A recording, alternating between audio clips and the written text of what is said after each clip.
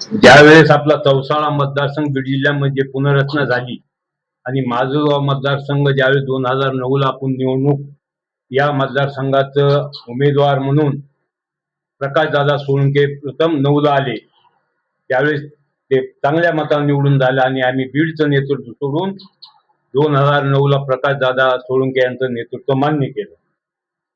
आणि त्या काळामध्ये 9च्या काळामध्ये नगरपालिका आपल्याला होती, दादा निवडून आले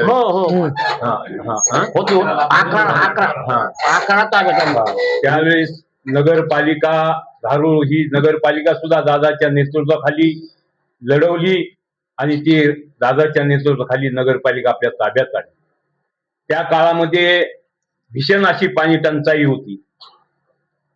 त्या स्वर्गीय दादा अजितदादा त्यावेळेस अर्थ खातं नियोजन हे त्यांच्याकडे होतं.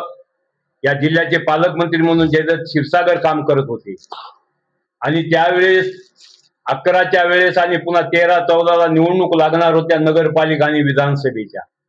त्या 11च्या आमदारकीमध्ये दादानं या शहरासाठी आणि या तालुक्यासाठी विकासाचे अनेक प्रश्न मार्गी लावले. मग या ठिकाणी ग्रामीण रुग्णालयाची बिल्डिंग तयार होती, परंतु त्या ठिकाणी राहायला कर्मचाऱ्याला निवासस्थान नव्हते. कोट्यावधी रुपयाची त्या ठिकाणी ग्रामीण रुग्णालया ठिकाणी निवासस्थान उभा केले. आज आपल्या धारूर शहरामध्ये विद्यार्थ्यांच्या शिक्षणासाठी जिल्हा परिषदची शाळा नव्हती, तुटपुटी होती. त्या काळामध्ये 2.5 कोटीची शाळा या ठिकाणी भव्य अशी इमारत दादाने त्या काळामध्ये उभा केली. या मतदारसंघामध्ये अनेक ठिकाणी रस्ते नव्हते, त्या ठिकाणी रस्त्याला निधी दिला. आज राष्ट्रीय राज्यमार्ग हा जो पंढरपूर खामगाव पंढरपूर मार्ग माजलगाव या ठिकाणून आला, त्या काळामध्ये सुद्धा दादानं त्या ठिकाणी लक्ष घातलं. परंतु मध्यंतरी सत्ता बदल झाली. त्या काळामध्ये आज आपल्याला भेडसावणारा जो प्रश्न घाटातला आहे त्याकडे दुर्लक्ष झालं. त्यावेळेस वेगळे आमदार होते आणि त्या ठिकाणी दादानं पुन्हा दादा आल्यावर तो रस्ता झाला. मग त्याला भारतीय जनता पक्षाचे सन्माननीय नितीन गडकरी असतील यांच्या माध्यमातून, कारण सरकार आमदार म्हणल्यावर लोकप्रतिनिधी हात. आज मग केंद्र सरकार कोणाचा असेल, राज्य सरकार कोणाचा असेल, निधी मागून आणणारा हा अधिकार कोणाला असतो, तो आमदाराला. त्या माध्यमातून दादांनी या धारूर शहराचा विकास केला. आपलं हे बंद पडलेलं आरळाचं साठवण तलाव ते चालू केलं. अनेक विकासाचे प्रश्न या ठिकाणी मार्गी लावले. पाण्याचं त्यावेळेस 22 कोटीची योजना मंजूर केली. त्यावेळेस हे माधव निर्मळ सुद्धा मला वाटतं शुक्रच सदस्य म्हणून होते का, शुक्रच सदस्य म्हणून होते. त्यावेळेस ह्या माधव लक्ष्मण शिरसट नगराध्यक्ष असताना 22 कोटीची योजना मंजूर झाली आणि त्या योजनेमध्ये काम चालू झालं, उद्घाटन झाली, काम पाईपलाईन तयार झाली. परंतु त्याच ठिकाणी हे माधव निर्मळ लक्ष्मण शिरसटला हातात देऊन तेच काम बंद पाडण्याचं, मग कुठं मेलवर बैठक बोलव, इकडं बैठक बोलव, त्या ठिकाणी बोलून ते कामामध्ये अडथळे कसे आणले हे धारूरकराला चांगल्या पद्धतीनं माहिती. मग त्याच्यात अनेक बरेच आहेत. त्या काळामध्ये आम्ही बोलणारे, मग लक्ष्मण शिरसट असतील, आमचे हारुणबाई असतील, आपले खुरेशी असतील, हे जुने नगरसेवक. परंतु आम्ही बोलणारे म्हणून त्या काळामध्ये आम्हाला थोडं बाजूला केलं आणि हेच होते दादापाशी जाऊन दादाचे आज काय मागतात ते शोधपत्रिका मागतात. त्या काळामध्ये आमच्या सारख्याला बाजूला केलं आणि त्या ठिकाणी दादाच्या पाशी स्वतः पुढे होऊन काम केलं. परंतु ज्यावेळेस दादाची निवडणूक लागायची, पुन्हा 14ला निवडणूक आली, त्यावेळेस शिशरराव फावडे या दादा बरोबरच राहिलो.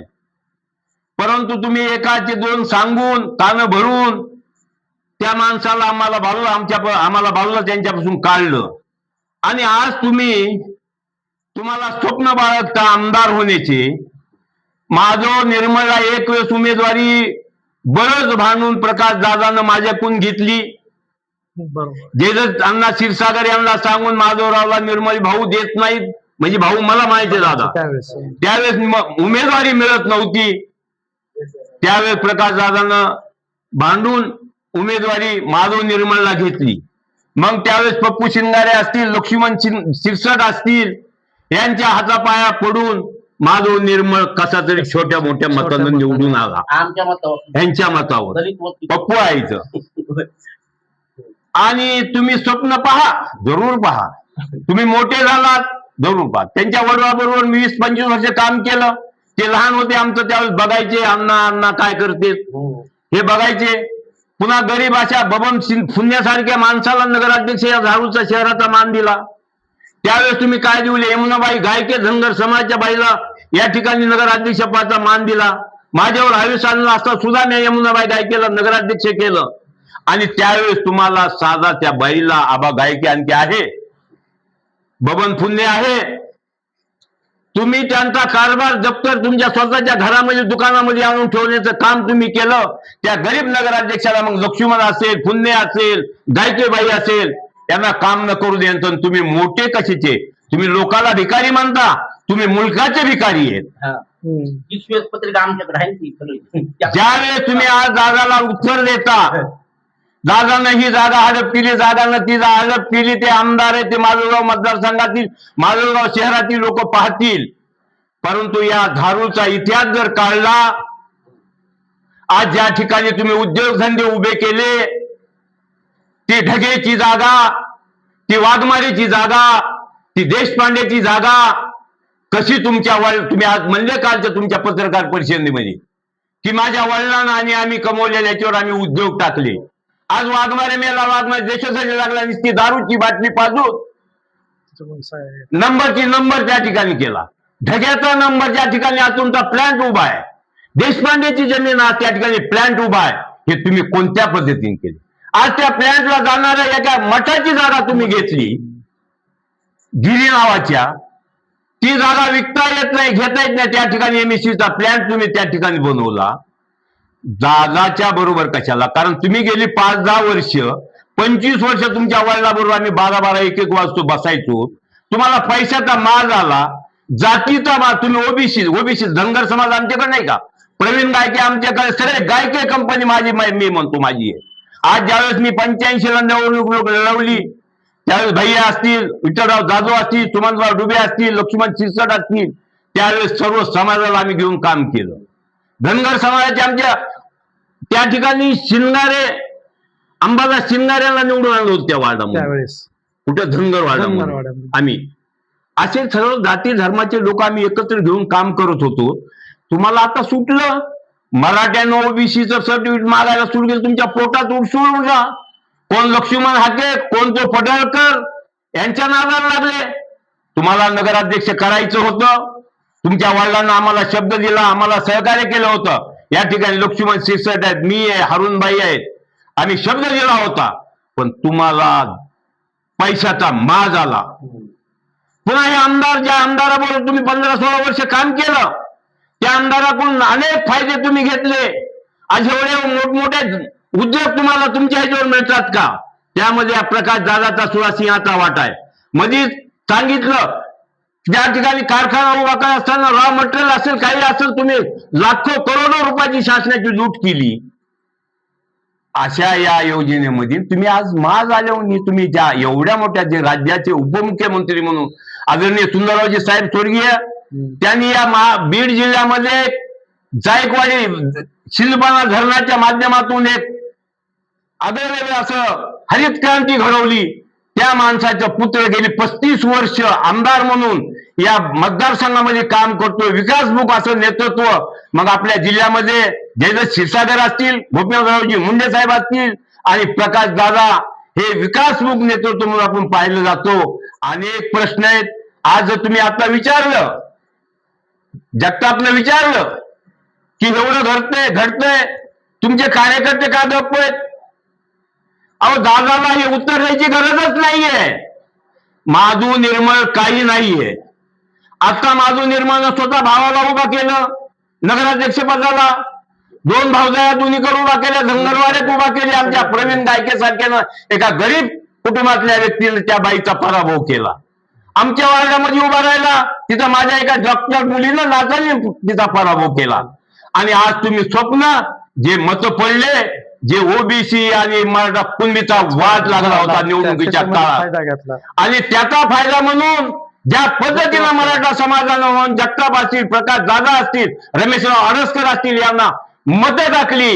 तुमच्या धनगर समाजानं तुम्हाला मत काही प्रमाण आम्हाला 10-15% मिळाले, त्या जोरावर तुमची लायकी जे ओबीसीचे उभा होते, मग बाबरी मुंडे असेल, माधव निर्मळ असेल, त्यांची लायकी दोघांचे मत एक करा, तेव्हा बी उभा राहा. प्रकाश दादा सारख्या माणसाला तर या मतदारसंघामध्ये प्रकाश दादा हयात आहेत, तोपर्यंत आणखी प्रकाश दादाच आमदार होतील. तुम्ही स्वप्न आज हे चाललंय की त्यांनी सांगितलं की परवा धनंजय मुंडे आणि पंकजाताईंनी मला उभा केलं नाही. बिलकुल उभा केलेला आहे. मी ठाम सांगतो, एक 40-45 वर्षापासून तर आम्ही राजकारणी आहे. मला या जिल्ह्यात ज्यावेळेस गोपीनाथराव मुंडे जिल्हा परिषद मेंबर झाले त्यावेळेस मी नगरसेवक झालो, ज्यावेळेस ते आमदार झाले त्यावेळेस मी नगराध्यक्ष झालो. मग जयदत्त क्षीरसागर असतील, प्रकाशदादा सोळंके असतील, यांच्या बरोबर 80-85 पासून काम केलेला मी कार्यकर्ता आहे. माधव निर्मळ पैशाचा माज जमत नसतो. काल काय म्हणले, मी त्या ठिकाणी मालेगावला आईला ह्याच्यासाठी जागा देऊ म्हणले होते, जागा दिली नाही. आणि त्या ठिकाणी पाण्याच्या त्या कमानीपाशी त्या ठिकाणी पुतळा बघायला मी 3 लाख रुपये दिले. मग तुमचा ह्याच्यावरून तर जातीवाद उघडा होतो ना. समाजामध्ये वंजारा समाजाला, मराठा समाजाला, धनगर समाजाच्या पुतळ्याला 3 लाख द्यायचे. मग शिवाजी महाराजांचा पुतळा असेल, डॉक्टर बाबासाहेब आंबेडकरांचा पुतळा असेल, अण्णाभाऊ साठेंचा पुतळा असेल, कुठं गावामध्ये कुठं बकरीन बोकडन कापून कुठल्या एखाद्या कार्यकर्त्याला कुठे जखमी झाला, पडला, वाहून गेला, तिथं जाऊन तुम्ही मत देऊन त्यांना आमदार होत नाहीये. आज सुंदरराव साहेब सोळंके साहेबांची स्वर्गीय त्यांची देण आहे, या माजलगाव मतदारसंघाला हरित क्रांतीची देण आहे. आज त्यामुळे दादा जोपर्यंत निवडणूक लढवतील तोपर्यंत या ठिकाणी दादाच आमदार राहतील. कुणी स्वप्न बघू नये. आणि माधव निर्मळला जर हे काढलं, हे जी कार्यकर्ते 7-8 महिने निवडणूक झालेली आहे, तुम्ही पदाधिकारी या ठिकाणी नगरपालिका तुम्ही ज्या नेत्याच्या नेतृत्वावर लढवली आहे, त्या नेत्यावर असे डाग होत असतील तर त्यावेळेस तुम्ही गप्पी बसले पाहिजे. नुसतं जायचं हे केलं ते केलं, हे करतो ते करतो, नुसतं कानात सांगून जमणार नाही. माधव निर्मळला दादाला उत्तर द्यायची गरज नाही, सर्वसामान्य कार्यकर्त्यांना उत्तर देऊन त्याला रस्त्यावर आणण्याचं काम. आता यावेळेस गेल्या वेळेस त्याला मत धारूरमध्ये पडली, ते यावेळेस भविष्यामध्ये आणखी जर उद्या विधानसभेला त्यांनी मतं मिळवली काही, परंतु यापुढे नगरपालिका आपल्या ताब्यात आहे. नगरपालिकेच्या प्रत्येक नगरसेवकाचं काम आहे की आपण आपल्या नेत्यावर कोणी चिकलफेक करत असत त्याला तरीच तोड उत्तर दिलं पाहिजे. माधव निर्मळ हा कोणी नाहीये. धारूरमध्ये ह्या रस्त्याला ज्याला माहिती आहे, जे व्यापारी समाज या ठिकाणी आहे, त्या व्यापाऱ्याला सर्व माहिती आहे, कुणाचे कुणी धंदे, कुणाच्या पेट्या कुणी कशा बंद केल्या, कशा चालू केल्या. हा जर उद्योग काढला तर दादाला बोलायची गरज नाहीये. आणि आज आम्ही जर ठरवलं, लक्ष्मण शिरसाट असतील, हारुणबाई असतील, आयुषबाई असतील, तर आम्ही काही बी करू शकतो. आणखी काय करू शकतो, शोधपत्रिका काढू शकतो, काही बी करू शकतो. जाहीर पत्रिका काढवा.